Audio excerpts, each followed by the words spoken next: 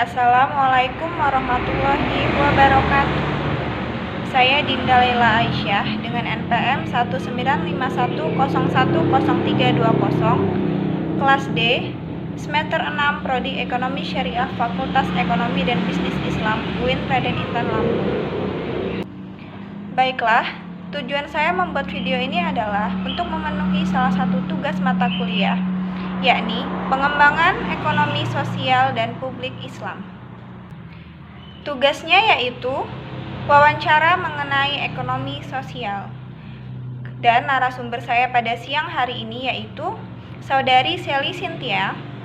Beliau merupakan alumnus dari Universitas Sriwijaya dengan program studi Ilmu Hubungan Internasional. Selamat siang, Kak. Ya, Apa boleh saya minta waktunya sebentar? boleh. Kalau boleh tahu nama kakak siapa ya? Nama saya Sally Cynthia. Apa kakak mengetahui tentang apa itu ilmu ekonomi sosial? Sedikit banyaknya saya mengetahui tentang ekonomi sosial itu sendiri karena sebagaimana dengan background pendidikan saya, yaitu saya pernah berkuliah di Universitas Sriwijaya Palembang pada jurusan Ilmu Hubungan Internasional, Fakultas Ilmu Sosial dan Ilmu Politik. Di mana di sana sendiri saya mempelajari tentang ekonomi sosial itu sendiri dan perkembangan ekonomi sosial itu sendiri. Baik ekonomi sosial yang berada di masyarakat dan ekonomi sosial, bahkan ekonomi politik internasional itu sendiri.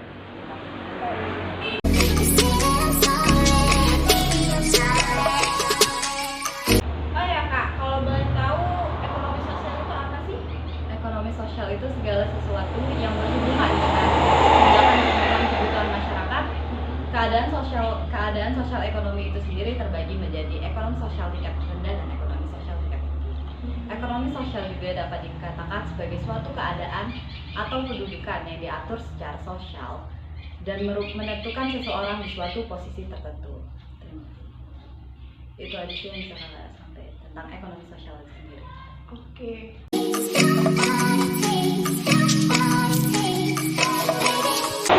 Tujuan ekonomi sosial itu sendiri untuk memenuhi kebutuhan dan keinginan di dalam hidup masyarakat, baik itu kebutuhan berupa sandang, pangan, dan tentang paman itu sendiri. Namun kalau kita kaitkan dengan pandangan Islam, menurut pandangan Islam, kehidupan yang baik tidak mungkin tercapai hanya dengan mengandalkan kehidupan material saja. Oleh karena itu, kita juga ditentukan oleh pemuasan kebutuhan spiritual, di mana itu seperti ketenangan jiwa dan ketentraman. Oke. Terus menurut kakak nih ya, gimana sih perkembangan ekonomi sosial kita saat ini? Perkembangan ekonomi sosial kita saat ini itu sudah mengalami perubahan yang sangat signifikan, di mana itu kita bisa kita lihat di kehidupan pedesaan itu sendiri.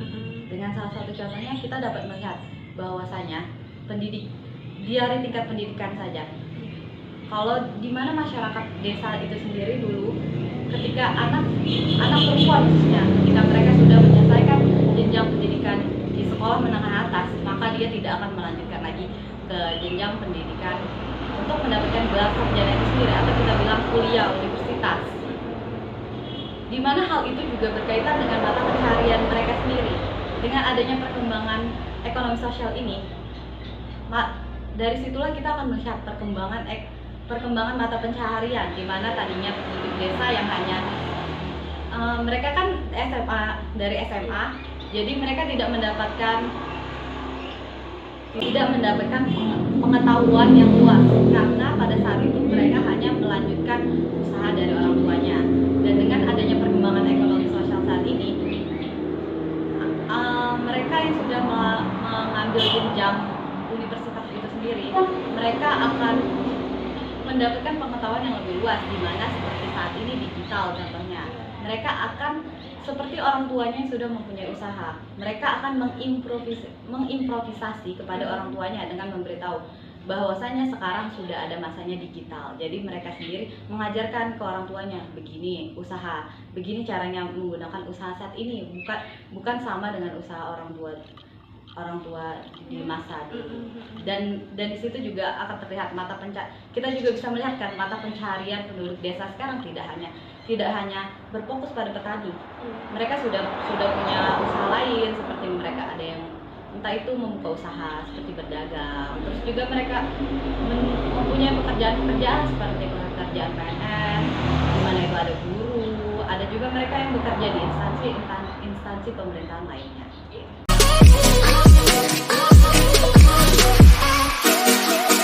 Oh ya Kak, kan sebagaimana kita tahu kan perekonomian Indonesia saat ini bahkan dunia sedang tidak baik-baik saja akibat dari dampak COVID-19. Kemudian pemerintah ini mulai melakukan pemulihan ekonomi. Menurut Kakak nih, apa sih yang harus dilakukan agar Indonesia bahkan dunia kembali membaik ekonominya? Menurut Kakak yang paling pertama dilakuin itu adalah memajukan atau menghidupkan UMKM itu kembali. Dimana seperti yang kita ketahui bahwasanya Indonesia ini banyak akan UMKM, dimana UMKM itu sendiri juga terdiri dari berbagai bidang, baik itu ada bidang F&B, fashion, dan masih banyak lainnya. Menurut Kakak juga yang akan bertahan untuk saat ini, COVID-19 itu sendiri kan kita diwajibkan untuk di rumah. Biasanya kita diberi batasan untuk keluar ya. Jadi kita harus tahu perkembangan sosial saat ini, perkembangan ekonomi saat ini, masyarakat di rumah, jadi tidak boleh keluar. Jadi tidak memungkinkan, kemungkinannya kecil untuk kita melakukan kegiatan transaksi keluar rumah. Karena kita sendiri juga takut dan kita juga dibatasi dengan hal itu. Maka di mana UMKM itu sendiri harus UMKM yang bertahan, menurut Kakak dia yang mengikuti perkembangan zaman, di mana saat ini yaitu perkembangan teknologi digital itu sendiri. Menurut Kakak itu sih salah satunya itu yang untuk memulihkan ekonomi kita. Kita harus memulai dari UMKM itu sendiri. Oke.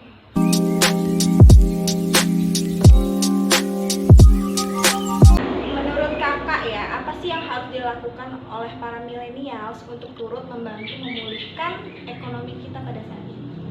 Kalau menurut Kakak nih, karena kan ya kita udah tahu deh semuanya sekarang itu udah kita berubah semua dari yang tadinya kita ke dunia yang kalau kita bilangnya itu dunia real kita ya. Sekarang kita masuk ke dunia virtual, di mana dunia digital semua itu sudah berpindah ke digital semua. Nah, milenial nggak mungkin ikut berkontribusi. Bahkan saat ini milenial sangat penting kontribusinya di sini. Di mana milenial nih memang masanya milenial untuk berkembangnya. Itu kalau kita bilang generasi yang ini kita, kakak-kakak kita gitu. Mereka sangat memerlukan kontribusi dari milenial itu sendiri untuk membantu mereka dengan perkembangan digital itu sendiri. Dimana kontribusi milenial itu juga membangun dalam menghadapi pandemi di era baru digital.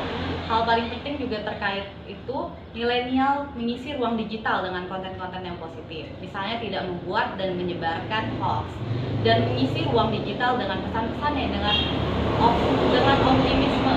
Bahkan generasi milenial ini juga bisa menggunakan ruang digital untuk melakukan transaksi ekonomi. Kita mulai saja dari situ, sudah sangat membantu pemerintah, membantu negara Indonesia lebih baik di masa mendatang.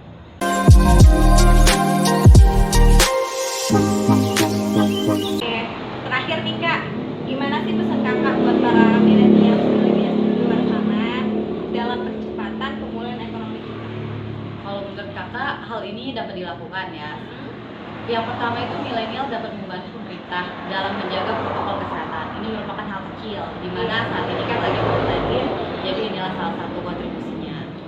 Terus kalau misalnya yang kedua itu dia mengoptimalkan setiap peluang bisnis untuk mendorong ekonomi, apalagi dunia pasca pandemik atau bisa dibilang new normal itu sendiri. Terus yang ketiga itu milenial itu dapat mempelajari hal-hal baru, seperti sekarang kan kita udah tahu juga kalau misalnya kita nggak cuma bisa belajar dari buku, kita juga bisa belajar dari mana. Itulah gunanya dunia digital. Kalau milenial itu harus berperan penting dalam hal itu juga.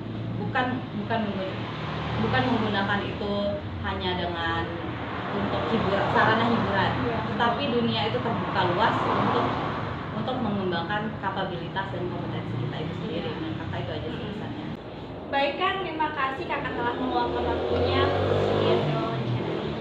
Semoga keadaan ekonomi kita pada saat ini, bahkan ekonomi dunia itu mengalami pemulihan bahkan peningkatan gitu kan, supaya membaik seperti dulu kala. Oke, terima kasih Kak. Ya, sama-sama. Demikianlah hasil wawancara saya pada siang hari ini.